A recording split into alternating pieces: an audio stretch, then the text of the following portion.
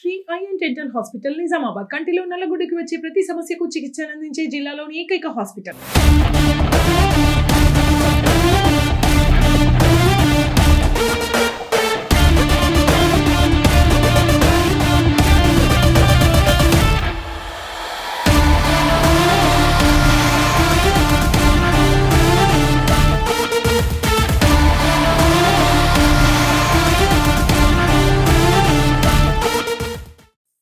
లో పోటీ చేయండి కానీ ఈ దాంట్లో కాదు.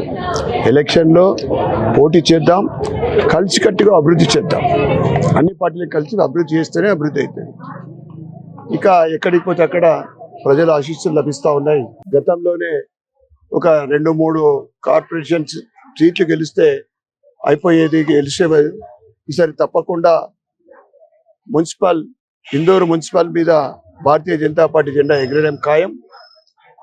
సర్వేలు అని చెప్తా ఉన్నాయి. ప్రజలు ఎక్కడ చూస్తే అక్కడ ఎప్పుడు ఎలక్షన్ వస్తే అప్పుడు కమలం మీద ఓటేయడానికి సిద్ధంగా ఉన్నారు. తప్పకుండా వాళ్ళ అందరి ఆశీర్వాదంతో, ఇందూరు నగర ప్రజల ఆశీర్వాదంతో ఇందూరు మున్సిపల్ మీద జెండా ఎగరేస్తూ బీజేపీది మరియు మేయర్ పీఠం మీద బీజేపీ క్యాండిడేట్ అయిన తర్వాత ఇప్పుడు ఏదైతే అభివృద్ధి జరుగుతూ ఉందో ఇది నిరంతరం జరుగుతుంది. తర్వాత ఇప్పుడు ఈ ప్యాకేజీల తర్వాత మళ్ళీ ఒక ప్యాకేజ్ స్టార్ట్ చేస్తాం. మినీ ప్యాకేజా తప్పకుండా రెవెన్యూ పెరుగుతుంది. భవిష్యత్తులో ఎటువంటి ఇల్లీగల్ అంటే అవినీతి తగ్గుతుంది మున్సిపల్లో. మా లక్ష్యం ఒకటే, అవినీతి తగ్గించడము, రెవెన్యూ పెంచాలా. అవన్నీ కూడా అభివృద్ధి కోసం, ఇందూరు నగర అభివృద్ధి కోసము ఫండ్స్ ని డైవర్ట్ చేసి అభివృద్ధి దిశగా ఇందూరు నగరాన్ని పరిగెత్తించాలని మా ఒక లక్ష్యం.